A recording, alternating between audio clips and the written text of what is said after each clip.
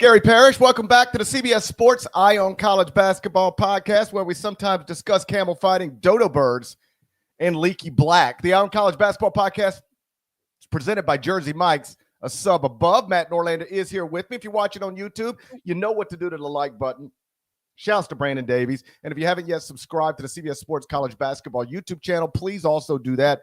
While you're here, let's get into it. Wild weekend in the sport. Number one, Auburn lost for the first time in 66 days. Number two, Duke lost for the first time in 74 days. I watched college basketball all Saturday in between, family stuff here and there. And I can't tell you, Norlander, how many times I saw somebody on television say definitively this weekend that because of what happened Saturday to Auburn and Duke, there will be a new number one in the AP poll on Monday. And sure, there might be. I'm not in charge of the AP poll or AP voters. No telling what them goofies might do. But the idea that it's just automatic that there will be a new number one in the AP poll on Monday seems like a little bit of a leap to me, or even that there should be one, because as I've argued in recent weeks, Auburn has been so far ahead of the field, but that I thought at least they could take a reasonable loss and still maintain their spot at the top of the AP poll. We'll find out tomorrow. But Norlander, let me ask you, we'll start right here.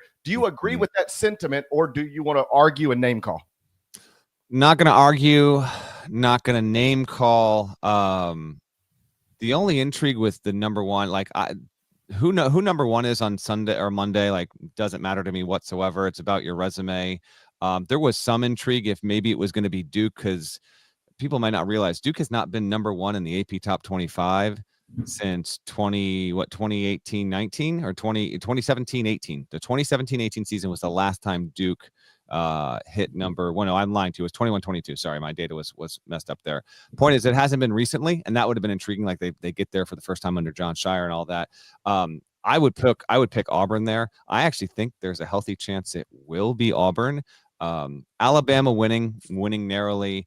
I'm more interested in how those games were played, how they were won, how they were lost, because the resume is what's going to matter, and Auburn still has by far and away the best resume. So if Auburn's not number one, I'm not going to care. Honestly, I won't care a single bit if Auburn's not number one. But if you're asking me who should be number one, I think it should be Auburn. And I do have a trivia time for you.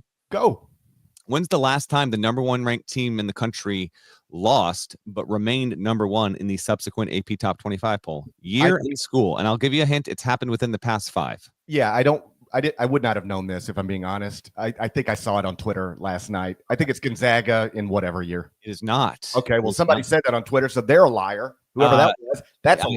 I asked our research team at HQ on Saturday night last night. It was Purdue in 2023. They were number one the week of January 30th of 2023. And so basically almost 2 years to the day. The subsequent poll, February 6th, 2023, they remain number one despite losing. That should be what happens with Auburn. If it doesn't, I mean, honestly, whatever, it would mean Alabama doesn't. And the bigger picture is this. Auburn's going to play Alabama next week. It's going to be in Tuscaloosa. We'll know it for sure on Monday, but there's a healthy chance that we will get a number 1 versus 2 matchup. And if indeed that is the case, I'll have more for you on contextualizing how often we get that on the Monday show. We have a podcast on Monday on CBS Sports Network, just as a heads up. We'll have more on that tomorrow. Yeah, obviously, I think it should be Auburn number 1. I've been making the case for weeks. I left Auburn atop the top 25 and 1. And again, I can't promise you or not promise you what AP voters will do, broadly speaking. But if they do it right, I think it should be Auburn number 1, Alabama number 2, and we should have 1 versus 2. I think that will happen, by the way, Parrish. I think Auburn's going to stay number 1. That's just my hunch. I have it Auburn 1, Alabama 2, Tennessee 3, Duke 4, Florida 5. Those would be my 4 number 1 seeds: Auburn, Alabama, Tennessee, Duke. That lines up with what Jerry Palm has in his updated bracket as of this morning. His 2s are Florida, Houston, Texas A&M, and Purdue. Mine would be Florida, Houston, Purdue, and St. John's. We'll get to the Red Storm eventually. But let me ask you this. Can you envision a scenario? Because I was close to doing – there's a debate between Duke and Florida, at least in my mind, from a resume perspective. Can you envision a scenario where all 4 number 1 seeds are from the SEC, or is that too much? That's too much. I got asked that in the mailbag on my court report 3 weeks ago. I can't get there. There's going to be one team that takes too many losses, and you've got too many teams that are in that conversation that I think are going to remain there. Although, Duke losing at Clemson, it's a small thing, but I actually think that Duke now has probably no room for error left. Like it would probably actually truly have to run the table to get the number 1 overall seed, but it's still going to have a chance at a 1 seed. But had it won on the road at Clemson, I thought that was a very valuable Q1 opportunity to have on the resume when the ACC doesn't have a ton there. So, just a little, it's not the biggest thing in the world, but, number 1 overall seed, it's a huge point of pride. Alabama's gotten it recently. Auburn's on track to do it right now. The Florida Auburn debate or Florida Duke debate is intriguing. Palm said last night when we did a bracketology hit on HQ, he said the Tennessee and the Auburn wins are really, really good. And I think what he said, and I haven't dug into it, I think he said Florida's next best win is like an 11 seed in the bracket right now. So they've got 2 tremendous wins, and overall, like, the resume is strong. But if you're looking for a really strong 3rd win right now, they just don't have it. Now they're going to have chances to get it. They're going to have plenty of chances. But as we stand here on Sunday, they don't necessarily have it. Keep going with your thought on that in terms of ranking and where you stand. And, oh, by the way, who do you think? Like, do you still think, this is our poll question right now on the YouTube chat, do you think Auburn is the best team in the country? Do you, if you had to pick any team to win a neutral tomorrow against any other team in the country, Auburn would still be your number 1 regardless of resume status? Probably, but I don't even think in those terms. Like, I get real picky about people asking me about who's the best team in the country or who deserves whatever, because I think those answers can be different. I mean, I could tell you on one hand, I think Duke might be the best team in the country, all things considered. But I can also tell you Duke has nothing close to the best resume in the country and should not be ranked over Auburn in any scenario, even though Duke does own a win over Auburn. So it would be Auburn or Duke. I would take one of those 2 as the, quote, best team in the country. But in terms of rankings, and thank you for not getting the Jersey Mike's low. They paid good money for that. I'm glad we're not covering it up anymore. Hey, Jersey Mike's, send us a big check, and then we're going to cover up your logo. It should be Auburn ahead of Duke and everybody else, and it's not even close if you're ranking resumes, and which is not entirely what I do, but largely what I do. Auburn 21-2, 12-2 in quadrant 1. I mean, that's so they're like a golfer with a 4-shot lead on the field. I mean, that's what this is. 21-2 overall, 12-2 in quadrant 1. Just to run you through the other contenders so I can illustrate how, if you're out there tweeting, there's no way Auburn should still be number 1. You just don't know what you're talking about. Alabama's 20-3, 7-3 in quadrant 1. So Auburn has 1 fewer loss overall. All of these schools that I'm about to name, they have no losses outside of quadrant 1. So they've got all strong resumes. But Auburn has one fewer loss than Alabama and 5 more quadrant 1 wins. It's not close. Tennessee's 20-4 overall, 8-4 in quadrant 1. So Auburn's got 4 more quadrant 1 wins and 2 fewer losses. Duke 20-3 overall, 5-3 in quadrant 1. So Auburn's got 1 fewer loss and 7 more quadrant 1 wins. Florida 20-3 overall, 4-3 in quadrant 1. So Auburn's got 1 fewer loss and 8 more quadrant 1 wins.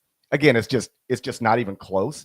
And every once in a while, I'll say things either here or on radio or television, wherever, like the SEC is not only the best conference in the country, but could go down as the greatest league in the history of the sport. And sometimes people push back on that like it's an absurd thing to say. It's just not. Right now, the SEC's conference rating at KenPom is plus 21.63. Last season, the Big 12 ranked number 1 at plus 16.66. So this is like way better than that. The highest conference rating in the history of the KenPom database is plus 21.37. That's the ACC in 1997. That league got 9 bids to the NCAA tournament. Right now, the SEC is currently rating better than that. And according to Jerry Palm, projected to get 12 teams in the NCAA tournament. And another SEC team is his first team out. So we're closer to 13 than we probably are 11 at this point with the SEC. It really might be the best league ever. And that's why 4 of my top 5 teams and 6 of my top 10 are from the SEC right now. Which result to you, I don't know, did you find more intriguing? Which game, Auburn, take the top two. I mean, listen, Tennessee went on the road. It's not in the number one conversation, but, top 5 team and had no issue with Oklahoma. Congrats to the Vols. I think there is something to that, but it wasn't an issue. Alabama gets a late push from Arkansas. They win 87-81. Alabama has now won 5 in a row against the Hogs, by the way, GP. And Bama continues to lead the country in scoring. They're at 90 points flat per game. Arkansas did get a scare, and Big Z had his best game in a Hogs uniform. But the Razorbacks, that was one where if you could have gotten the win, then we really might have had something. But as it stands, I mean, you got to win at least 4, maybe probably at least 5 more games against SEC competition to have an at-large resume. Let's talk about the top 2 teams and how they lost. Duke goes on the road, loses at Clemson. Clemson has a nice little push from about the 14-minute mark or so until about the 8-minute mark where Duke doesn't score. Clemson's on a 12-0 run. They get the edge there. It winds up being crucial because it's just enough for them to hang on. Meantime, Auburn got out early against Florida, and then Florida it took it to them. I mean, Florida looked ready to play. Bruce Pearl, I don't know if you heard the clips afterward. We played them on the Overnight HQ show where Pearl said essentially Florida looked like they needed the game because if they didn't win it, they didn't have any chance at winning a regular season title in the SEC. We didn't look like a team that prepared. We weren't a team that prepared. We didn't look ready. This can't happen again. Like we were due. This was due. The bill was going to come due behind the scenes if we had been winning games, but Pearl was basically saying in my heart of heart, I knew that if we did not have everything buttoned up, someone was going to come in and pick us off. That's exactly what Florida did. So take it where you want between those two. I'm just wondering, of the two of those, which game and or result, how it played out, did you find more compelling? Florida going to Auburn and controlling much of the game. To me, like it got to a point whether it was halftime, there's 15 minutes left, 10 minutes left. We got to a point where it's like, can Auburn get back in this thing?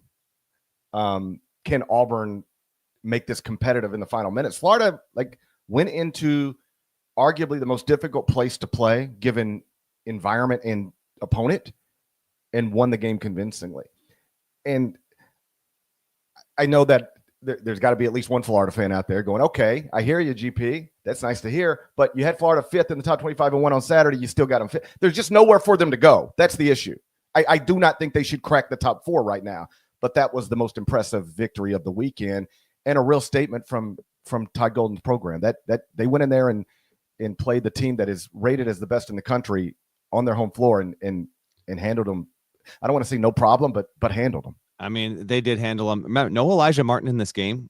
Walter Clayton was able to come back. He played well. I thought Alex Condon and Thomas Houck were huge. In fact, they were collectively much better than I would have thought going into the game. Broom did okay for himself. We can do a Broom flag here thing in just a second. But Condon and Houck were so sturdy. Clayton had 19 points, 9 boards, 6 assists. He had 4 threes. He comes back from injury. Looks really, really good. By the way, this is the first time Florida's ever beaten a number 1 team on the road. It's the first time Florida's ever been in a top 10 matchup where both teams were in the top 10 and Florida was on the road in that situation and won a game. It was 0-11 prior to getting this done. And now Florida is 2-0 this season against AP number 1 teams. Obviously, the Tennessee one last month being the other one. Coming into this season, Florida was 2-17 all time against number 1 teams, and yet here within the context of this season, it's 2-0. So those are 2 really, really good wins. Got to get that next third one that's at that upper echelon. It's almost certainly gonna get there. But the battling back from 10 points down was really impressive, and we are seeing Florida, when operating at its highest level, national championship good. To me, the most impressive thing is that Elijah Martin is such a versatile perimeter defender, super switchable. He wasn't even in this game, and they were able to get the win. For the Auburn end of it, I said this on the HQ desk on Saturday.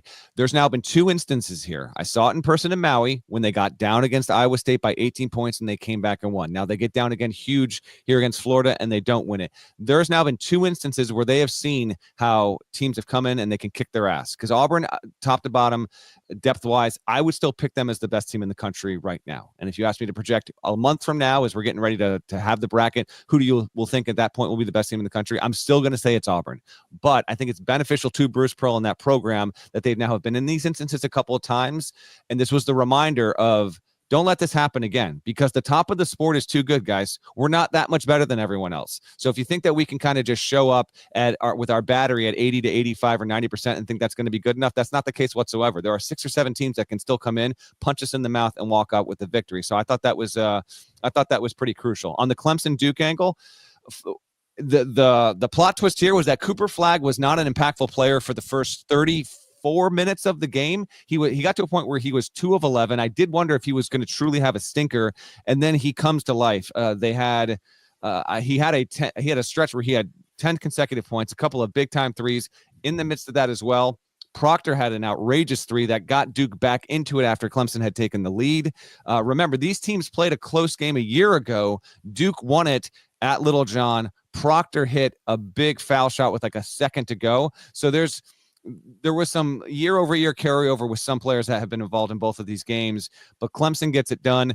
Flagg slips on the floor. It is an unfortunate situation. There have now been 3 Duke losses this season, and every single loss, Cooper Flagg has been tasked with taking the ball and making the play to either tie it or win it. And with 3 different variations, it just hasn't happened. He's had a mistake. Now it's a wet spot on the floor. What are you going to do? It was actually a trip and slip and unintentional. Flagg was looking to make a move.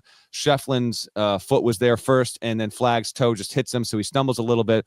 Then he slips and falls and prevents what would have been, I think if Duke had won the game, probably would have been the second biggest moment of Flagg's season so far after being Parrish just such a jag for the majority of the game, and credit to Clemson for obviously how it's scouted. Then he really was like ready to take over, and if Duke had maintained an undefeated status in the ACC, I think it would have been a different deal altogether. But no, instead Duke shoots a season low, 38.7% from the floor. Clemson has now won 5 consecutive games at home when facing a top 5 team. That's an incredible streak, and on Saturday it was the first time since 2001 when the team was North Carolina that Clemson defeated a top 2 opponent. We got and I tweeted this, it was just a sweet moment. It was just a perfect college basketball moment. You get the leading candidate to be National Player of the Year, I think, making this big 3 in the final minute on the road to give Duke a lead. And there's Dick Vitale on the mic. So and he hit us with "Are you serious?" I'd like that. I had sort of just forgotten about "Are you serious?" You know, are you serious? Yeah, I had just sort of forgotten about that. I think. I love it. It was so great, Parrish, that he got this. He got this, and he got the court storm, and he got all of it. By the way, keep going. We got to stop turning. I'm more open and okay with court storming than GP. You can't be turning off the lights. You can't be flashing them up and down. You got hundreds and thousands of people. You can't. I'm good with it, but there's been a couple of arenas that have done this. We got to stop this. I don't know someone's got to be given the okay to, hey, if this happens, can I go with the old the disco situation? Can't be a thing. Continue. I update in my new approach to life. I've stopped caring about court stormings. Okay. I'm telling you, I will never care again. I will never say another word about them until something really bad happens. Then I'll say, I tried to tell y'all, but y'all kept telling me to shut up. So here we are. But until then, I'm just going to let it happen. I'm not even going to comment on it. Said it was one hell of a storm. That's how you get on a court. It was covered in 7 seconds. So yeah. Incredible scene. Cooper Flagg was not, that wasn't his best game, but he did have that moment. And that moment could have been you let the next 55 seconds play out differently. That could have been a moment in his one and done career. As it is, great win for Clemson. I did get Brad Brownhouse Tigers back into the top 25-1. They're at number 26. Did anything that happened, and then we'll move on because we probably should. Did anything that happened this weekend change your opinion about the National Player of the Year race at all? It was just a week ago, I guess you used the court report to talk about this as a 1-2 race, unlike things we've really never seen. And then Player of the Year, it's the same 2 teams, same 2 players, and this is where we're headed. Anything that happened this weekend change your calculation? Only slightly, but when we did the Tuesday show on CBS SN, you took Flagg in that moment. I took Broom. I think that if Flagg is out just a little bit, I think that Broom made it even tighter, if not having a little bit of a lead, just purely from the day that both teams lost, obviously. Broom's team lost to the better team, but Flagg's team had to go on the road. Broom had 18 points, 11 boards, 6 assists, 2 blocks. Flagg had 18 points, 5 boards, 1 assist, 3 steals, 1 block. And if you want to be cynical about it, one game-changing slip on that. But both lost. Flagg, he had... As I said, he started 2 from 11 from the field. He had 14 points in the final 6 minutes of the game after only having 4 leading up to that. So I think the gap was narrowed. If you want to believe Flagg had the lead, I think it was slightly made just a little bit tighter. But this is the good part. We've hit the stage here.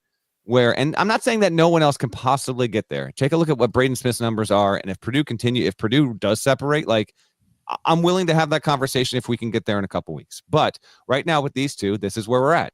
How'd this guy do? Okay, how'd this guy do? Okay, the next night this guy's playing, let's see where we're at. That's what makes it really, really cool. And I think it right now, to me, it's probably as tight as it's been all season. Yeah, still a ways to go, but for me, it's still two-man race. Cooper Flagg, Janai Broome. I would still have Flagg ahead of Broome, but I'll tell you where I was wrong. When Janai went down and Cooper Flagg started to take off, I thought, okay, this is it. He's going to separate, and we're going to be runaway national. That's just not going to happen, or at least it has not happened. And I think Broome's too good. First off, he came back. He only missed 2 games. Came back quicker than I maybe thought, and he's been awesome, consistently awesome for the team that should be ranked number 1 when the AP poll updates on Monday. So it's going to be a tight race, but I still believe it's a 2-man race. I'd still give the edge ever so slightly to Cooper Flagg right now. When we come back, let's go to Bloomington, because that's where Dusty May was this weekend on America's Most Watched Network. Michigan at Indiana. Wolverines won the game. Whatever. Anybody that plays Indiana wins the game these days. That's why they're making a coaching change. He was asked about the opening at his alma mater and whether he would consider it, whether he had something he'd like to tell Michigan fans. We'll play that for you next, then we'll discuss it. First, though, let's get a word from our partner.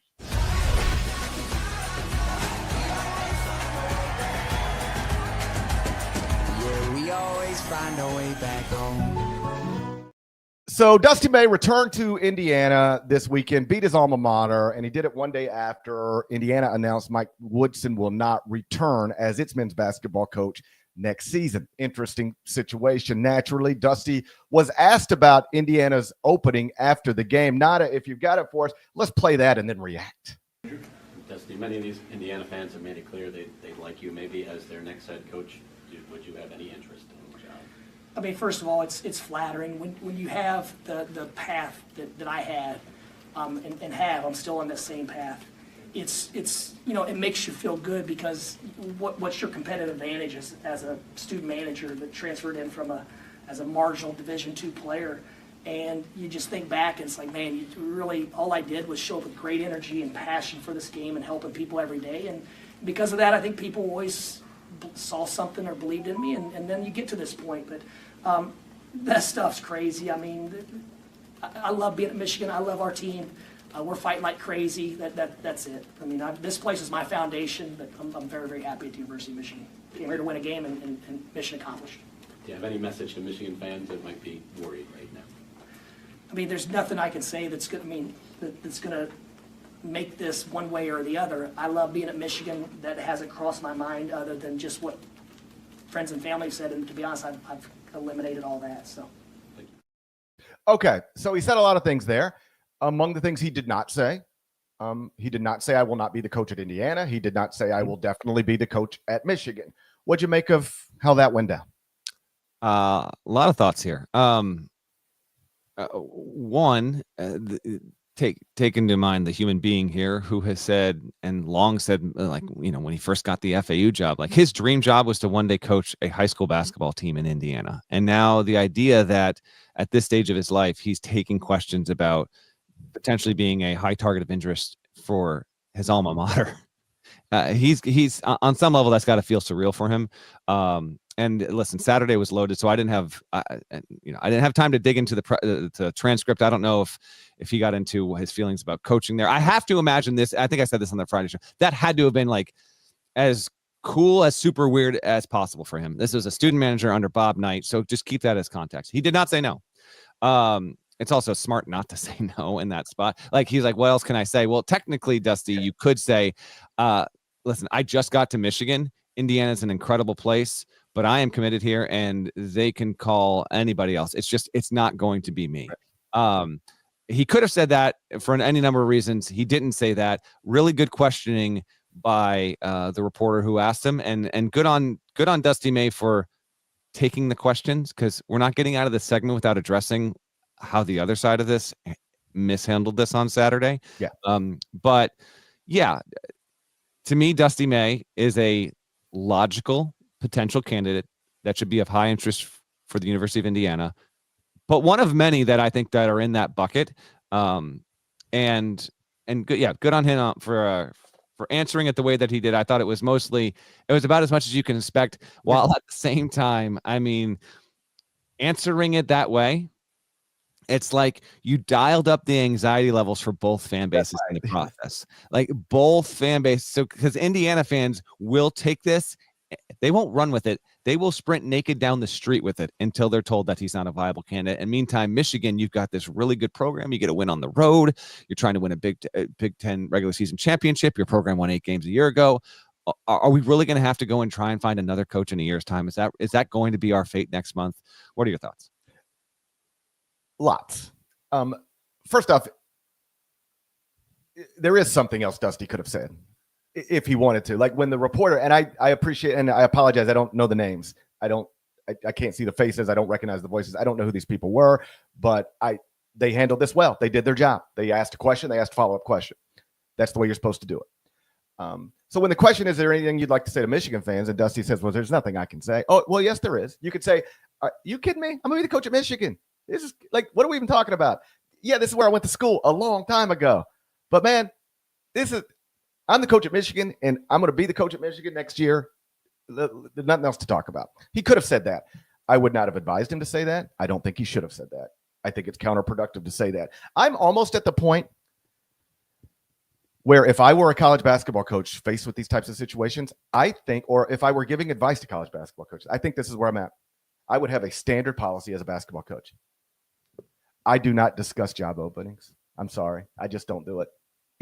The Knicks job, the Indiana job, an AAU job, I don't discuss them. You guys can if you want to, but respectfully, I understand the question, but I don't talk about these types of things publicly. I mean, entertainers do this all the time. They just say, I don't talk about my personal life, or I don't talk about my marriage, or I don't talk about my ex-wife. They have boundaries, and they say, I'm not talking about this stuff. And I think that doesn't prevent the media from still, like, just even if a coach did that, doesn't mean the media shouldn't ask about it. I didn't say the media shouldn't ask. I said if I were the coach, that's the way I think I would handle these questions. Because you ready for this? There's no other good way to handle it. You cannot satisfy everybody no matter what you say. And if you tell the truth, if you say what people want you to say, it's not good for you. And if you tell the truth, it's also not, your fans go crazy. Because here's the truth. Here's the truth. Dusty May, the Indiana job just opened. That's where you went to school. I'm sure on some level, I know you said it hadn't crossed your mind, but I doubt that's true. It had to have. It crossed my mind. It had to have crossed his. Wouldn't it be weird if it crossed my mind, but not Dusty's? Obviously. Okay. So, there's nothing good he can say in that moment, and I thought he mostly said pretty good stuff in that moment, though. Like, except you take the story and you just like you said, you take it up a notch. You do. I get that. Sort of saying I'm not going to coach at Indiana, which he shouldn't say. By the way, I understand that you're advising coaches. I'm strongly advising against that. I want as much on the record admission about job openings and curiosities and speculation from coaches that we can get. Please do not shut up.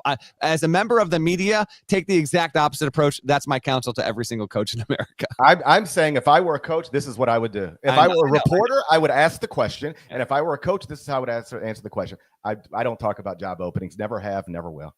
You guys can talk about it all you want. I don't do it. All right? Just boom. Ask again. I'll say the same thing. Because nothing you actually can say is good for you. We hold, and this is really my point, we hold coaches to an impossible standard with this stuff. And I don't mean me and you or reporters or journalists. I mean fans, people. In what other world are you working a job, presented with a job opportunity, and within seconds, oh, by the way, not even presented with a job opportunity, just like people think you might be good for it. And then within 24 hours of that job opening, and without you even having a single conversation with anybody at that school, you are expected to be in front of cameras and definitively say where you're going to be next year. That is insane, because it's not the way I would handle the situation. It's not the way you would handle the situation.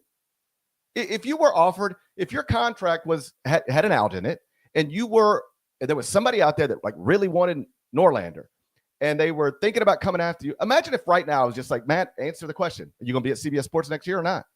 I need to know right. Yes. The answer is yes. I need to know right now. All right. But you know what? If you say that, Now let's just play this out. And you actually have somebody on the other side interested in you. You've just given up all your leverage with CBS Sports. Similarly, if Dusty May says what Michigan fans want him to say yesterday, which is, I'm going to be at Michigan no matter what. If Indiana wanted me, they should have fired this dude last year and come and get me out of FAU. But you missed the boat on that. So now I'm building the thing that's going to be your nightmare for the next 2 decades. You missed out. All right. If he says what Michigan fans want him to say, he's just lost any leverage he might have with Michigan. So here's what if you got Indiana really coming at you, you know what you tell Michigan? If you don't want to go to Indiana and you already know that, you know what you say, Michigan? Hey, I want to stay, but you got to make me stay. I need $8 million a year in NIL, guaranteed, with a 500,000 increase there.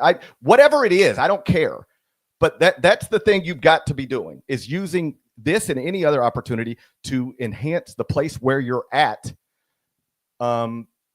if you're planning to stay there. Yeah. And if you're actually interested in the Indiana job, well, you can't say that in the middle of the season. So sure would be entertaining if he did. So it's just best to say nothing. It's just best. I actually had a conversation with Tom Izzo about this one time, and it's so long ago, I don't think he would mind me saying this. If he does, I apologize, Tom. But I think it speaks to this. You remember when he was a candidate for the Cavs job? Remember, he has talked about it publicly often. So I think you are good because, yes, go ahead. Well, we're on the phone one day, and he actually says, what do I do? What you tell me. All you guys are out there criticizing me because I'm not handling this the right way. What should I do? Because here's the truth.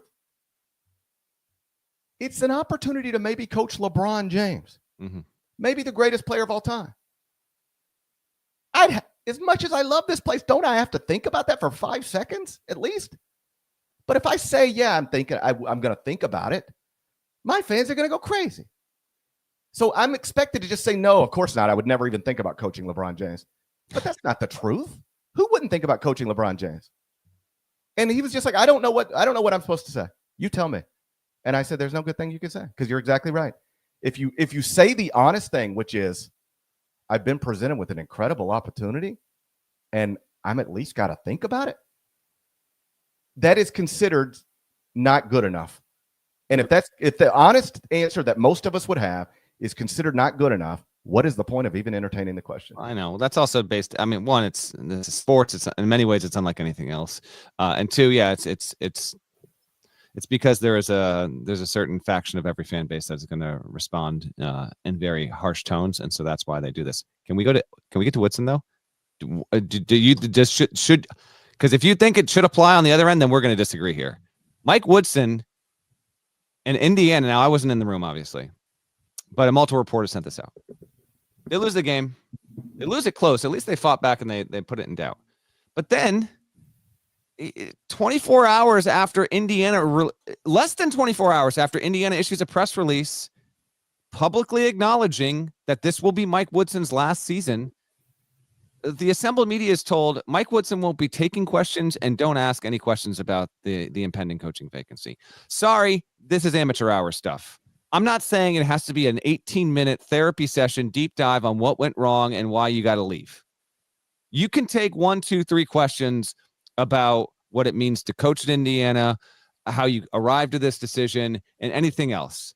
It's a joke that they actually did that because the fans, and in particular Indiana fans, who are just starving to have a relevant program and are so over this year after year after year of not having a team that can operate on a top 10, 15, 20 level and want more insight and want insight from their head coach who has ties to this program going back more than 4 decades.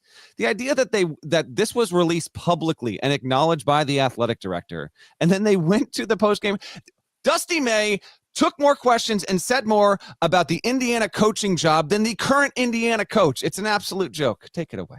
Well, of course, if I'm saying, I think, and I'm not speaking specifically about Dusty, I'm just broadly speaking, when you are a coach and you are in this situation, like, hey, who's that? Like TJ Otzelberg will probably get asked the same thing at some point, right?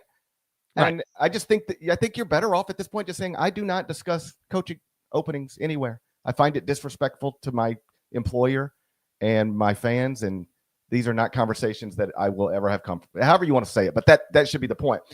But the Mike Woodson thing's totally different. Like, when you are a coach with a job being pursued by other jobs and asked to talk about it, almost nothing you can say is good. Unless you're just guaranteed, you already know I'm not leaving. Like, you're Mark Few and you're just like, I'm not leaving Gonzaga. So I don't care who calls or what job opens. I'm not leaving here. Outside of something like that, I just think you're better off not answering the questions. The Mike Woodson thing's totally different. This is, hey, man, you've been our head coach for 4 years. And now you've decided you don't want to do this anymore. That's at least what they told us. I'm not sure that's true, but whatever. You're not going to be the coach anymore. Let's talk about it. What do you think went wrong? What advice do you have for the next coach? What advice do you have for the fan base? Because you're just the latest in a long line of Indiana coaches. They all end this way. They all get fired. So, let's talk about it. For them to put him off limits, or at least that topic off limits, is crazy. And yes, amateur hour. It was chicken shit. It's embarrassing. Like, you're a Big Ten institution, a blue blood program. Act like one. Your basketball coach can't take questions about his job when that's clearly the was coached the New York freaking Knicks, man. Like, it's not. I mean, what are we doing? And just, someone in the chat's asking, like, what would you want him to say? It's not what I want him to say. The fan base deserves to hear from the coach about his job status after. In particular, like, I think it should be on. It should be in bounds regardless. But when your university and your boss has publicly disclosed this, and this is your first immediate media availability after that, it shines a little more light on why. And these aren't directly correlated, but like, why Indiana is where it is thinking like this can sometimes seep into different parts of your athletic department, and it illuminates why you're in this place to begin with. Right. Yeah. It's embarrassing. Like, so embarrassing that if I were Mike Woodson, I would have said, no, you can't put me up there and put a muzzle on me. Yeah. If Mike is the one who requested that, then shame on him. And if the school put that on him, then shame on them. And if the school would have put that on me, I would have said, no, I got to talk. Otherwise, I'm going to be the one that looks like an idiot sitting up here saying, I'm not talking about nothing. Yeah. And there are stuff I want to hear from him if I were an Indiana fan. What went wrong? Why do we keep having to fire coaches? From your perspective, you've been around this place. You've coached here. You've played here. You love this place. What's the issue? Are the fans... Do the fans make the job one of the greatest jobs in the world, or do they make it more complicated than it needs to be? Let's talk about it. Like, you have lived this. Talk about it. He should. And that they did that he didn't was, embarrassing. I don't know what else to say about it. We got plenty of other stuff to get to. It was a busy Saturday. I mean, I was in Storrs Friday night. We can get into that as well, but I think we need one more break. So, GP, if you don't mind, partners, Nada, let's do that and then talk about it. Cut me off. One of golf's elite courses, Quail Hollow, hosts the game's top players at the PGA Championship this May on CBS. All right, Norlander, we talked about the top of the rankings, talked about the situation at Indiana. A few more things to get to from the weekend before we focus on Super Bowl Sunday. Let's start with where you were on Friday night. Gamble Pavilion, capacity crowd, great scene. Final score, St. John's 68, UConn 62. Rick Pitino, frustrated with how the game got started, implemented a full court press more than he normally has this season, he says, and it obviously worked. It flipped the game. St. John's goes into Gamble, gets a massive win, and is now one step closer to winning a Big East title for the first time since 1992. And I haven't reworked my Coach of the Year ranking. I'm always working on my Coach of the Year ranking. I know. Like, if somebody wanted to put a ballot with Rick Pitino at the top of it right now, you're not going to get an argument from me. As expected, I drive up there, park, it's already dark, 8:00 tip. I get there, I don't know, like 6:20, 6:25 or so. And, camp, the students just armies marching to Gamble, and you can feel the anticipation outside. I get in, and we were more than an hour from tip, and it's not like every seat was filled. Far from it. It was $2 beer night. It just great environment, right? And then UConn gets out to a 26-12 lead, and the building is understandably, predictably just losing it. And in that moment, trying to figure out, okay, what am I going to write on here? Well, I was like, if it keeps going like this, I'm going to write about Solo Ball, because he started out hot again at that point. McNeely came off the bench, but who knew what kind of factor he would be in the game? But I thought I was heading toward writing a Solo Ball column, and it was. In a word, it was masterful to see how St. John's just simply decided, nah, man, This isn't going to happen tonight. We're not losing this game. Rick Pitino and the press instituting it. I asked him afterward. He went into he brought it up, and then I wanted to follow up with him. So I was like, give us some context. Like tonight, how much more did you use it than any other game and all that? He said it was much more. They had deployed it, and frankly, Pitino's got a number of things that are, reasons why he's been a great coach. He's had championship level teams, and some of his best have been just insanely good full court press teams. I mean, that 95-96 Kentucky team probably is my favorite team ever because I was at a point where I was falling in love with the sport, and they were incredibly dominant. And good God, that team on defense was insane. He's had many more since then. So they institute that, and it's not just that, but the way that they were able to eventually just find the dial on the spigot and just. It was almost like the spigot was rusty and they had to work. They were turning it, but they were turning that thing off. And UConn, after being at above 1.80 points per possession for essentially the first 9 minutes of the game, for the remainder of the game, less than 0.75 PPP. St. John's moved to second in defensive efficiency at the end of the night. I wrote a column on it. You can dig more into it. About the play that basically won it. Like it clinched it. It didn't win it, but it was a tight game. 12 seconds to go, 3 seconds on the shot clock. Bob Walsh, former head coach at Maine, was with Pitino at Iona. Now he's the offensive coordinator. They had run this play a few times, and Walsh was like, UConn, I talked to him afterward. He said, this staff knows everything, talking about the UConn staff and their scout. So he said, they're going to know that they're going to expect us to run this action. Like if they don't know it when we do it, they're going to see it and they're going to call it out. And he's talking to RJ Lewis, who was awesome, had a game high, 21, 22 points or whatever. He said, they're going to think you're going to go under and wrap under. And this is either going to be a lob for Zuby or we're going to try and hit you on the layup. But they had not done this wrinkle the entire season. I love stuff like this. He said, you're not going to do that. You're going to move to do it. And then you're going to hesitate and you're going to curl back out and we're going to have the pick for you. And you should be able to catch clean. Okay, that was option one. Option two was Zuby on the lob or whatever, but they thought it would be clean. Sure enough, it's clean as hell. He gets it off. It's a swish, 16-foot shot. That is also Lewis's forte. It provides the margin they needed to do in order to get the win. Here we are. St. John's is 21-3. It's going to be in the top 10 in the AP top 25 when the poll refreshes on Monday, and that's the first time in, I think, 25 years. It was really something to behold. And my takeaway in the column is that St. John's is Final Four good because of its defense, but whether it makes the Final Four or not, I don't know. It might depend on the matchup because offensively, like this team is not good from 3-point range. It's not good from the foul line, and the fact that it was able to win a game at UConn down 14 when it can't reliably hit the three and isn't good from the charity stripe, it speaks to just how well coached and defensively relentless they are. So I don't know if they'll make the Final Four. It might have to be matchup dependent, but they matter. Like they've mattered for a good while here, but they are now. I think the win at UConn really does elevate it here. Now we got the Super Bowl tonight. On Monday and Tuesday, a lot of it's going to be about the fallout from that, and whether or not the Chiefs three-peat. I get all that, but now as the NFL gets behind us and people look and they see, a 7, 8, 9, or 10 next to St. John's, which hasn't been the case in decades. This program actually is relevant and matters on a big stage way that we have not seen in such a long time. Really cool thing for college hoops. UConn takes a tough loss at home. Hurley, real quick, and then take a GP because we got plenty to get to and we're running out of time.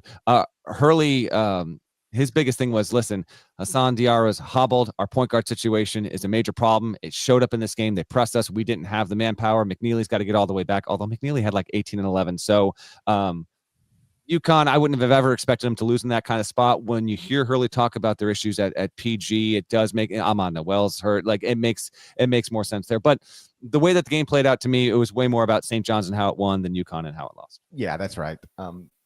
UConn, I'm assuming, will now fall out of the AP poll. I didn't have them in the top 25 and 1 heading into the weekend.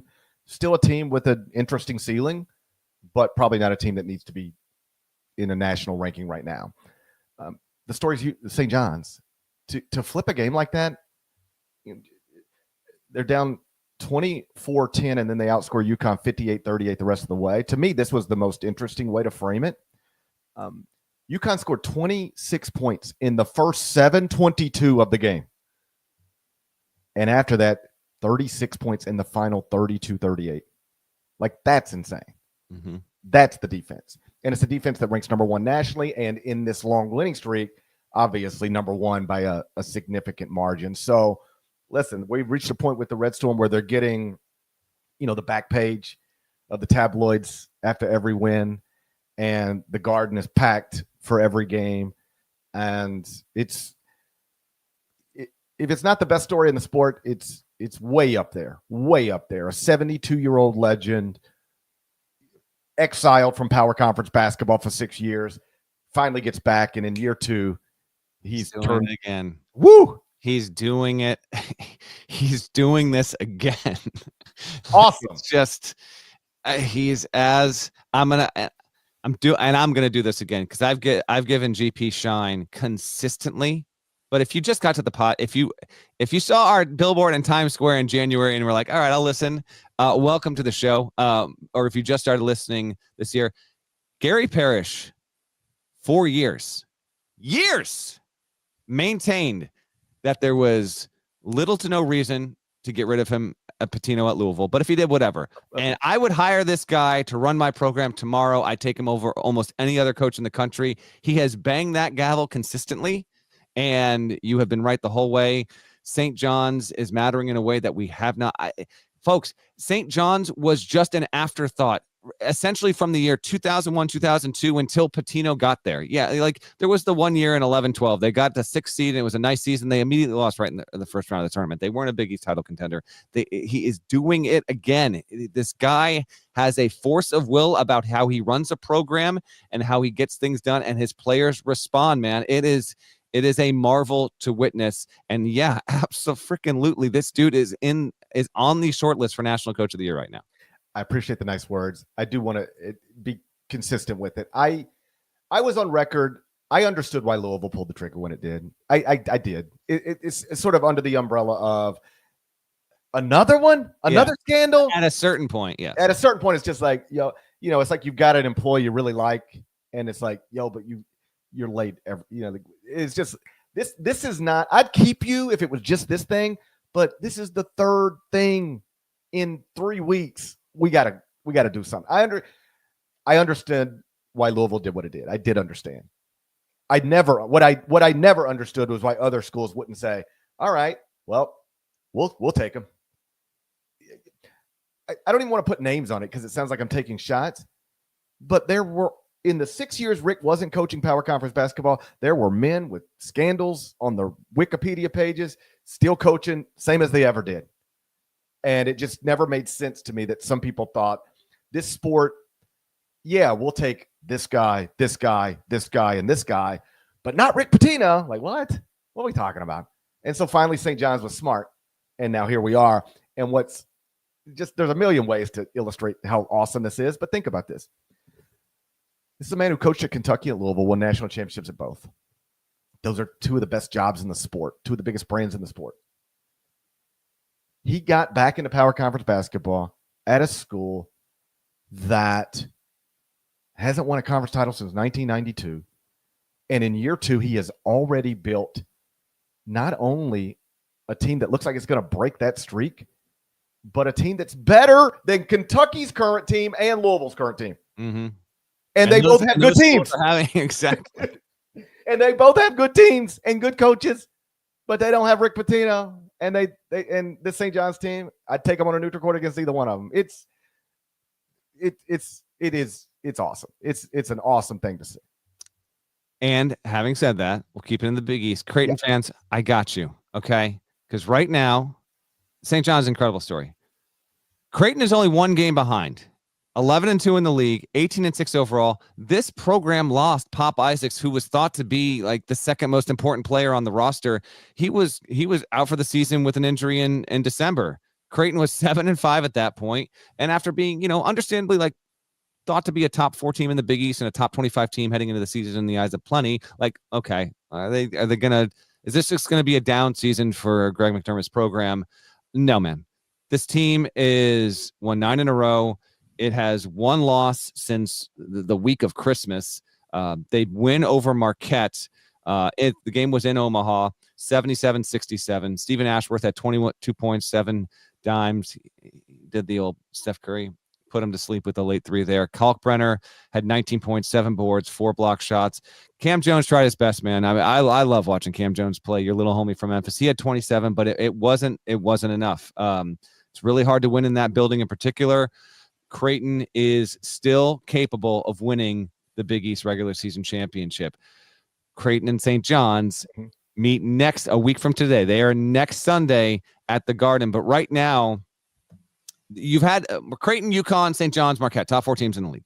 And all of those teams have had these patches where they've had to face the other 3 teams in succession, 1, 2, 3, or if not, 3 out of 4 game stretch. Well, Creighton's now just doing that. It got the home win against Marquette. It hosts UConn on Tuesday, and then it is at St. John's on Sunday. If it can win 2 more in a row, then holy crap, we're really going to have something. But Blue Jays fans, you have a very good team, top 25 level team. It's been an awesome turnaround. There's been a couple programs like Arizona, who we can get to before we get out of the show. They were, in a bad spot, and it's been more than a month's worth of success there. So while we were in the Big East, at least wanted to give credit to that. And then just real quick on Sunday, Xavier lost at Villanova, which I think was highly damaging. Muskies are now 14-10. If they had gotten that road win, it's not to say they absolutely can't make the tournament, but man, I did think that was a very important road opportunity in Philly on Sunday. They didn't get it done. Nova won 80-68. And so right now it's looking way, way, way, way more likely than not that the Big East will be a 4-bid league with the Johnnies, Blue Jays, Golden Eagles, and Huskies. We're going to get to the Big 12 next, and there's a couple of teams, Norlander's already mentioned one of them, that are sort of similar to Creighton in the sense that look like maybe they weren't headed in the right place, and boom, now it's just taken off. Creighton, like you said, 8 straight wins, just 1 game back of St. John's in the standings. They've already beat the Johnnies in Omaha. That was on New Year's Eve. They got the game. So Saturday at the Garden, Sunday at the Garden, they'll obviously be an underdog in that one. Based on based on the fact that they are 1 game back of St. John's and have to play at St. John's, the projections have the Red Storm winning the Big East outright. But the idea that Greg got this program in this position is obviously awesome. And you heard Shaka Smart yesterday in his postgame sort of credit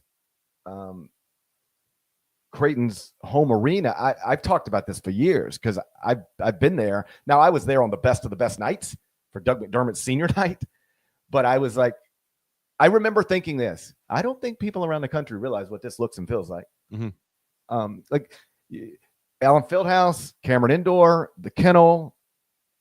We don't have to pump those places up, but Creighton has one of the best home court advantages in college basketball.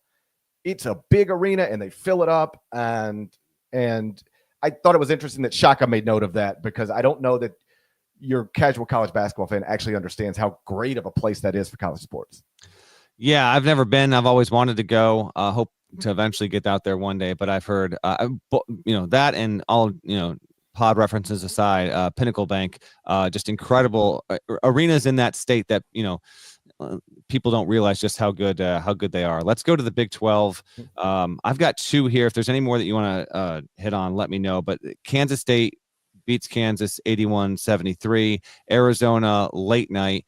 I was driving home in a snowstorm. I brought this up on the old YouTube TV on the phone, so not watching, but more listening. So it was nice to be able to I was in your spot where there were some delays and the game was taking longer. I was like, I got caught behind the snowplow convoy on I-95, which I appreciated. We were all just going 17 miles an hour, but the roads were okay.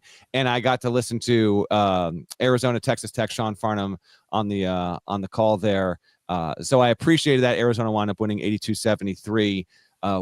Let's talk both, but which one to you carries more significance? Arizona continuing its push to be the best team in the Big 12 and splitting with Texas Tech, or Kansas State, 5th win in a row, now 12 minutes, 5th win in a row. It's 1 game above 500, while Kansas, continues to just be the up and down team. I think it's now 6 games in a row. It's been win-loss, win-loss, win-loss. I think the more interesting thing is the Kansas State-Kansas result.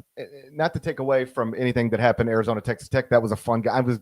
I was glad we had the late tip, because I was going to be up anyway. My sleeping habits still aren't back to normal, so I'm just up late every night. And we're all sick. I don't know if it's coming through my voice, but we've all we're just hopped up on flu medicine and stuff down here. It's been across. It's in the sport. I mean, good credit to Clemson, but apparently Duke's had like the norovirus running through its program. All these teams deal with it, but to your point, like, yes, it's been ravaging. There are 4 people who live in my home, and all 4 of us have been on flu medicine, like rough, whatever. Anyway, everybody fell asleep early last night because they're all sick, and I was just up by myself. And so I had Arizona, Texas Tech on. Fun game. Obviously, what Tommy Lloyd is doing there with the Wild, tremendous to go from 4-5 to this. He's got clearly one of the best teams in the country and an opportunity. There was a point where it looked like this might be his first bad year, and now it just looks like it's going to be his next really good one. The Kansas State-Kansas result is fascinating on both sides. One, it's your preseason number 1. They just lost again. All right. I got him 25th in the top 25 and 1. You still got him in there. Well, like the computer numbers was so strong. It's resume, folks, not trending, not hot list, not state of the team right now. It's resume. So, but it's top 25. But it's a mess, or at least it's not what it was supposed to be, and doesn't even look anything close to it. Kansas State, on the other hand, so Kansas is your preseason number 1. And I sort of stumbled into this the other day, and now other people have started to pick up on it. I stumbled into it while I was looking at Iowa State stuff, and I was like, oh, wow, Kansas State. But if you run the data at barttorvik.com, and I taught you how to do that, or you taught me how to do that, one of the two. There we go. If you just run it from January 25th to the present, that's when Kansas State started this 5-game winning streak. If you run the data from January 25th to the present, Kansas State's the best team in the country. Oh my! I thought you were going to say top 5. They're the best team. Number 1. And by best would that is the most efficient. Yes. Overall, so that no one is scoring better per possession or holding its defensive opponents. Yeah, it's Kansas State number 1 from January 25th to today, and yet they're still 73rd in the net. Yeah. That's how bad it was early. So there's still, I mean, every once in a while you'll get a tweet from a Kansas State fan or a text from Brent Stover, and it'll be like, now where are we? And they still got a ways to go. I mean, 73rd in the net, 3-5 in quadrant 1, 2-4 in quadrant 2. So 5-9 in the first 2 quadrants with 2 more losses coming in quadrant 3. They still got a ways to go. But the idea that we're even having this conversation is pretty incredible. And there's Jerome Tang in the student section having a good time. Nobody knows how to win and celebrate better than Jerome Tang, I don't think. Well, dude, he's never lost at home to Kansas. Now it's 3 years, but still 3-0 against your in-state hated rival in the Octagon of Doom. That's something. Ohio State football should hire him. That might be the case. Can someone please Photoshop or AI Jerome Tang on a football field, like, Ohio State thing? I'd love to see that. Jerome Tang planting an Ohio State flag in the middle of the big house. I promise you, if someone in reasonable time here, like by the end of Super Bowl Sunday, if someone can send along at me on Twitter, on Blue Sky, however you're listening to this, everyone, if you can send it, I'll put it in the no context preview. Hey, Ohio State, congratulations on your football championship. Exactly. You'll never beat Michigan until you hire Jerome Tang. They have won 3 straight at home against Kansas, by the way, for the first time since 81 to 83. If you listen recently, that was also the most recent instance of Kansas State finishing outside the top 3 in its league play in consecutive seasons. That's almost certainly going to happen. And then K-State is 12-3 at home under Tang against ranked opponents. So in that building, they're usually getting it done. Credit to them. Dub McDaniel has truly turned a corner. It is obvious. If you have it real quick, there was some post-game pettiness that did emerge as well from Coleman Hawkins. Parrish, have you heard, before we play it, have you heard it, Parrish, or no? I do not know this. Okay. Nada, if you got it, play it. Yeah. What is the record now? Is it, if we're counting the exhibition game, is that 6-1? I am? I think it's 6-1. He's a good player, though. He's a good player, but it is just kind of funny. What is he talking about? That's his head-to-head record against Hunter Dickinson. Now, Hunter Dickinson still got a team to the tournament. His team's Dickinson's team going to the tournament. Kansas State has more work to do. And it's not like he brought it up, but someone asked him. But I didn't realize this. But Coleman Hawkins, that's who you heard, is 6-1, going back to his, Dickinson's days at Michigan and Hawkins' days at Illinois. 6-1 head-to-head. I thought that was funny. It is funny. And it's the classic one of those things where if it were my son, I would say, hey, let's take the high road on this stuff. But if it were me, I wouldn't be able to prevent myself from doing what Coleman Hawkins did. So I get it. That plus he's taken he's been beat up this year, Oh yeah. I mean, he's been online bullied. Yeah, big time. He's been online bullied. Yeah. You're the face of Kansas State's NIL. You reportedly got $2 million or in that range, and you haven't been very good, and your team hadn't been very good. I bet this hadn't been. I bet you the direct deposits have been great, but this ain't been that fun for him. Yeah. And so if he wants to pop off a little bit, I understand it. I probably would too if I were him. Let's go to the Big Ten. A lot of interesting, cool moments over the weekend. This one was about outside of Dick Vitale returning. And again, what an amazing scene that was to see him so emotional. We talked plenty about him on Friday, and it just was everything we wanted it to be. I tell you what, Michigan State beats Oregon 86-74. And it's funny. I was doing like an indoor workout. So I had the game on the iPad and was listening and kind of flicking through. And Michigan State's coming back. But I'm like, you might not do this, but many people listening do, like, I'm just talking to the television. Like, I'm responding to what's happening. Like, there's an interesting play or whatever. And my wife just goes, who are you talking to? And I said, Jace Richardson. No, I don't talk to my TV. I'll just respond. There were a couple different points over like a 4-minute period when Michigan State was losing its mind. And I was just talking to the television. To the extent that I talk to nobody, I will, sometimes be getting thoughts out in my head. Like there are times when I'm driving to my other show and I'm like, I've got ideas that and I'll just sort of talk to myself, talk through it. I'll do that, but no, I do not talk to Jace Richardson through the television. Well, it wasn't just that. There was also Izzo almost lost his mind. If you're watching on YouTube, you can see the B-roll of him getting emotional after the game. We'll get to that in just a second. But Izzo face was purple after the official, and then I want to say 2 or 3 sequences later down the floor, Oregon got an offensive foul call, and so I'm working on. I go, and that's why you do it, and referring to like that. If you're Tom Izzo, I'm just saying these things aloud because whatever. I was involved in this game because Oregon dropped 50 in the first half and was up 14. Jackson Shellstad was doing what he wanted to do. And then it was a complete 180. Michigan got 50 in the second half, more than doubled up the Ducks. They go on to win. Tom Izzo ties Bob Knight for most wins in Big Ten history, which is obviously a significant achievement. 353. And then let me check this real quick. I think his next game is against Indiana. Speaking of Bob Knight, I think that is Michigan State's next game. Let me just check it real quick here because I was looking at it yesterday. Yes, it is home against Indiana Tuesday, so he could break the record going against Bob Knight's team. So he was really emotional, really cool to see. And then as for the game, no Jeremiah Fears in this game because of illness. So Jace Richardson gets the start, plays by far the most minutes of his career, and he has the breakout game of the weekend. He had an incredible play from the top of the key that got widely shared. Hesitation, put an Oregon defender in the spin cycle. It was just a beautiful, beautiful play and the defining play of the game. And, it goes in. It's in the midst of just Michigan tidal waving Oregon. And then the camera cuts to Mateen Cleaves, Morris Peterson, but also, of course, Jason Richardson, who is losing his mind, understandably so. And it was such an awesome moment. And then afterward, LaFonso Ellis, who had a great call on that play, because before he had made the bucket, he gets the defender in the spin cycle, and LaFonso, just a little bit under the mic, goes, no, he didn't. He goes and continues to finish the play. It was an awesome call. Fonz talks to Izzo after the game. And then there was the other play where Jason Richardson had this awesome block, just one thing after another with Sparty. And then Izzo said he turned to Jason Richardson and goes, who's Jason Richardson? Meaning like, you ain't nothing compared to your boy, man. I thought what went down at Breslin was an incredible scene and I thought I saw St. John's in person in the second half on Friday night, and that was impressive.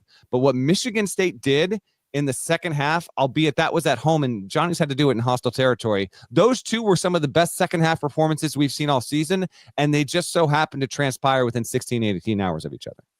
Well, like obviously an awesome performance from Jace. And like I had to update a 2025 NBA mock draft last week, and I had him in it as a first round pick. I'm not sure I know everybody doesn't. I'm not sure whether most do or not, but it's not obvious you need to have Jace Richardson as of last week as a first round draft pick, but I put him in there because that's what they look like. Woo! Man, it was awesome. Yeah, I agree. By the way, he had 20. Keep going, but I want my last note. His dad never had more than 25 for Izzo. He gets his first start and goes for 29. I thought that was really cool. And now Tom's got, perhaps it's one of those good problem to have, but it's an issue. Yeah. Because now you know what?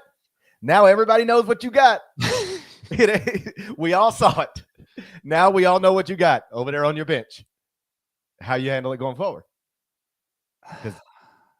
Yeah, I know. You got a great team, but this is a variable that has not been maximized to date.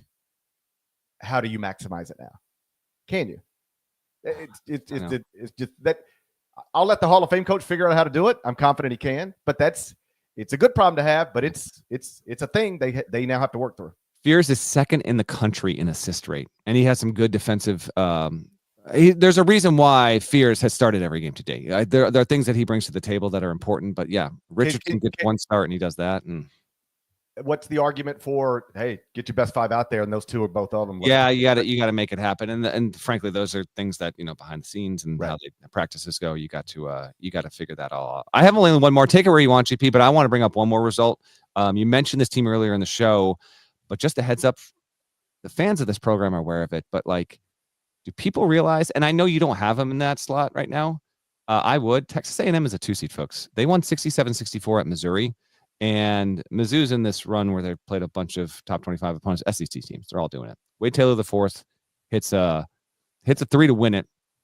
I thought it was an excellent shot. You could tell Missouri was trying to go all out to not let WT4, I'm going to call him that. I don't care if no one else does. It looked good coming out of his hand. It looked good, but it looked like they schemed as best as they possibly could to not let this dude get off a screen or a curl and catch and shoot. And he did it anyway. And cash money, it goes in.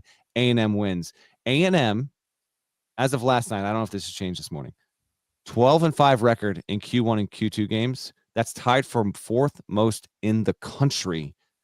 Buzz Williams' team has a lot of good wins on the resume, and I know we're kind of splitting hairs, and there's plenty of time to figure it out. But as we were talking on HQ last night, I gave him love because I don't think people realize how far up in the seeding pecking order right now Texas A&M is. Buzz Williams, gotta say it, that's another Coach of the Year candidate right now because that resume is super strong, and don't let him get lost in the shuffle of a deep, really, really good SEC program. Is a factor, absolutely capable of winning the SEC tournament. Just know, if we have not mentioned you as a Coach of the Year candidate at some point on this podcast this season, you're probably not doing a good job. You're probably, because we have listed 75 dudes. But it's all like that is the most fluid of the big things, and you can always make a reasonable case for multiple people. Always. It's never. I don't know that there's, I don't want to say never. It's rarely a clear cut that should be the National Coach of the Year. There's usually an argument about it to be had. But sure, Buzz could be a part of it. I got no issue. I got Texas A&M 10th in the top 25. 3. I was looking at it, man. They've beaten Tech, Mizzou, Ole Miss, Creighton, Purdue. A lot of those are away from home. Yeah, if you want to argue, I've got them 2 spots too low, perhaps, right? But I've got them in that range, top 10 in the country. Yeah. The interesting thing, Missouri, I dropped Missouri pretty significantly in the top 25 and 1, and it's why if I ever got in charge of the little tool that they use on CBS Sports, not letting you get to the tool. Oh man, let me get on it. Keep Parrish away from the tool. They did at one time ask me for suggestions, and I gave a bunch, and that was the last conversation we ever had. But if I could ever get rid of the up arrows and the down arrows, like this team's up 6 or down 4 or whatever, I would love to do that because I don't think of it that way. But my God, everybody who looks at it does. So I dropped Missouri pretty significantly in the top 25 and 1. And obviously they'd be like, hey, but it was a close loss to a top 10 team. And we get punished like that. It's just, if you take a fresh look at Missouri's resume, it's, they just took 2 quad 1 losses back to back. So now they're 4-6 in quadrant 1, and they only have 2 quad 2 games. 2 total. 11 of their results are quad 3, quad 4. They only had 2. Their non-con wasn't good at all. Yeah, so and I don't blame them. They went 0-18 in the league. I'm not criticizing. That's the way I would have scheduled too if I just lost every game in my league and my job's on the line. So I'm not criticizing. In fact, I think Dennis was smart to schedule in this way. But the non-league didn't give them much. So now they're 6-6 in the first 2 quadrants. Like, that's not great relative to top 25 teams. So still a fun story given what they went through last season, but that resume after taking 2 quadrant 1 losses over the past week it doesn't look as good as it, I guess this goes without saying, but it doesn't look as good as it did a week ago. Also the court report jinx. I almost didn't do it, and I thought, well, they're heading toward the NCAA tournament. I highlighted how there's only been 2 other teams that have ever gone winless in league play in the subsequent season gone on to make the NCAA tournament. That was Iowa State, which made a coaching change with Otzelberger. And then you got to go back to Maryland, like the year after Drizel left. Those are the only high majors that have ever gone winless in league play, and the next season made the tournament. Missouri is going to be the 3rd. We can get out of here, but just on the SEC, Ole Miss, rabbit out of the hat, 72-70. I mean, rabbit out of the hat. Dre Davis got a tip in. They scored they overcame an 11-point deficit in the final, 2:50 of the game at LSU.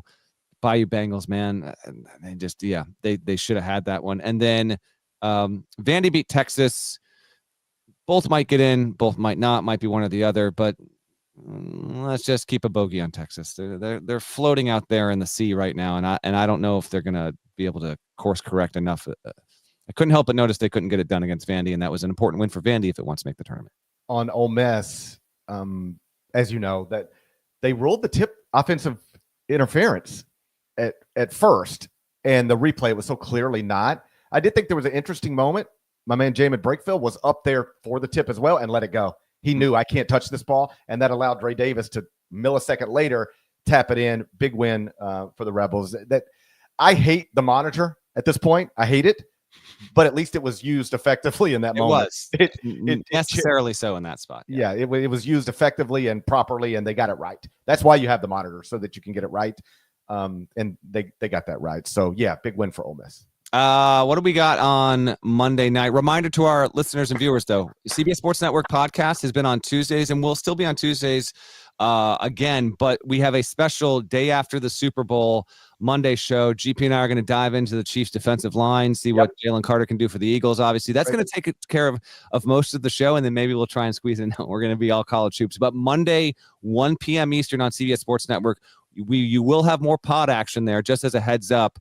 So we'll have plenty to talk about on Tuesday's games and et cetera, but just a heads up there. But what's our Monday night schedule for college hoops? It ain't great. The ACC has killed Big Monday. I know. It's like for years you would go to your default top 25 scoreboard and there would be 2 top 25 games on Monday. Yes. One would be from the ACC and one would be from the Big 12. And that was Big Monday. And even before that, it was Big East, like back in the day. Yeah. And now it's like Baylor at Houston. Okay, let's go. North Carolina at Clemson. Now Clemson might return to the top 25 on should Monday. I have them 26 in the top 25 and 1. It's not one of those where how could you leave Clemson out? It's not one of those. You could leave Clemson out, but you could also leave Clemson in. So we might have multiple games Monday night involving ranked teams, but as of this moment, it doesn't project that way. Baylor at Houston, North Carolina at Clemson. If you're interested in much more than that, you're more interested than UNC beat Pitt, by the way, and narrowly beat Pitt, avoided the dreaded sweep to Pitt, and so in doing so just avoids, I don't know, falling into the chasm. Pitt, by the way, has gone from 12-2 to 14-9 and probably needs to go 6-2 down the stretch to have any bubble case. But Carolina, see if you can capitalize off of, maybe get Clemson, a Clemson team that's really, feeling itself. We'll see. I don't know. That's a tough ask. We normally on Sunday's episode look ahead to the next 2 days, but we're going to be back here tomorrow. I'll take my hat off and, shave or whatever, but we're going to be back here tomorrow. So Norlander had a good idea. Let's just turn Tuesday night schedule into like a D block segment. Let's do it. Let's break it down. Well, why not? There's going to be, when we podcast tomorrow, it's going to be a 1 Eastern. That, by the way, is when the AP Top 25 comes out. So we can adjust in real time for the B block if you want. But otherwise, there's going to be very little that has transpired in this sport from us talking now to us talking again tomorrow. So why not? So we're going to get creative, and we will repackage some things. I told you, Chiefs defensive line. We will focus on the Chiefs defensive line. So we'll get to a Tuesday schedule on Monday's show, and then we'll get to, that's the way we're going to do this. Hey, Super Bowl winner, who's going to do it later on today? I'm going to do one of those stupid, idiotic things. Mm-hmm. By the way, we said we wouldn't pick against Auburn, and Auburn lost. So we got free reign to do that if we want. Okay. I will say the Eagles win, avenge the loss from 2 years ago. I'll say Eagles 32, Chiefs 24. Saquon MVP, although I think AJ Brown's going to score the first Eagles touchdown on Super Bowl Sunday. True or false? Do you remember the Eagles and Chiefs playing in the Super Bowl 2 years ago? I know that it happened. Yeah, but can you picture the game? Can you pick out a play? It was just 2 years ago. I can see Travis and Jason. Okay. There we go. That's something. That's something. I can see. I don't remember anything about the game. I'm not the best at recalling things that happened during the Super Bowl. What's your pick? I need a score and an MVP. You're gonna pick the Chiefs and Mahomes. I know. Of course, it's a 27. I would be okay with. Hey, if it happens, I would love to witness greatness in history. That's what I want to do. I think the Eagles got the better overall. I'm gonna pick the Eagles. That's all. Like as a family, I have made my kids Mets fans and I've made my kids Grizzlies fans, but we do not have a favorite NFL team as a family. But my kids have sort of gravitated to Patrick Mahomes for the same reasons kids of a different generation gravitated towards Michael Jordan. Like he is their Michael Jordan. If anybody ever asks you who's the Michael Jordan of today, it's Patrick Mahomes. That's the one kid that kids in every state have him as their iPad screensaver in every state in America. I don't know that you can say that about many athletes, but it's true with him right now. So my kids love Patrick Mahomes, and so we'll lean that way. I want my kids to have a good time, so we'll lean that way. Beyond that, I do like excellence. I appreciate excellence.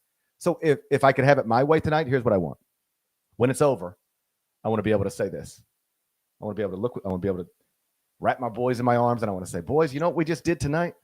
We just watched the first ever three-peat Super Bowl champion with arguably the greatest quarterback of all time, arguably greatest tight end of all time, one of the greatest coaches of all time. We just watched something that has never happened before. And we also just watched what I hope to be the greatest halftime performance in Super Bowl history. That's tonight. All right, last one. We got to get out of here. I'm supposed to go to a neighbor's house and we're way late. While I would welcome being wrong, there have been some phenomenal halftime performances. I don't know if Kendrick is going to rise above, and I don't think on Monday morning people are going to be saying that was the greatest halftime performance of all time. Although it has been for a decade plus now, the in vogue thing for half the country to love a halftime performance and half the country to hate it. So that will happen. Just by the nature of he's a rapper. Yeah. You're also correct about that. Yeah. Like the whites on Facebook, not all of them, but some, they're going to have it's going to be an interesting night for them. There's a lot of people who don't realize how good of a performer Kendrick Lamar is. That's the other thing I try to tell you. He's not being picked because he had a song that went super viral and was the defining song of 2024. I promise you there's a reason why he was chosen for this, and I will be stunned if he does not put on an incredible performance. I completely agree. Like, I've seen him in concert multiple times, dating all the way back to, I watched him open up for Kanye West on the Yeezus tour. He was just the opener. I've been a big fan since way back then. I saw somebody tweet this the other day, and I think it's true. Like, watching Kendrick have this moment is like if you fell in love with a prospect when he was young, and we're like, man, I'm telling you, people don't see it yet, but I'm telling you, this is going to be the one. And now you're watching all this unfold. That's what this has been like. He is an incredible performer. And if you have questions about whether this is going to be a big thing, go just Google his Grammy performances. Yeah. Anything he's ever done on TV for television production, go Google watch him on YouTube to get you ready for tonight. We'll see how it goes, but that's what I hope. I do not expect everybody to say that's the best performance ever, even better than Prince. Prince is easier for America to digest than a rapper from Compton, right? I don't expect that. I just want to be able to say, I want to believe that. I want to be able to say, man, that met all my expectations, even exceeded them. He killed it. In the year of Kendrick, he killed this too. That's what I would like to see. I'm way more excited about halftime than I am the game. I'm equally excited for both. And listen, tomorrow's show's going to be mostly hoops, but we'll address the talking points as need be. It's day after Super Bowl. Come on now. And if you're looking for more music takes from me and GP, particularly as it pertains to Kendrick, I think we can deliver for you on Monday. Shouts to Devin Downey. Shouts to Chester, South Carolina. Shouts to Terry Teagle, legend, Huck Larnell. Thank you guys once again for watching, listening to Ion College Basketball Podcast. If you're not subscribed, please go subscribe anywhere you subscribe to podcasts, Apple, Spotify. More of us than there are of them. Kendrick, definitely one of us. Goes without saying. If you didn't pick up on it, it's all in Mr. Morale. It's all in Mr. Morale. Definitely one of us. So please go subscribe. We'll talk to you again real soon. And by real soon, we mean Monday at 1. Till then, take care.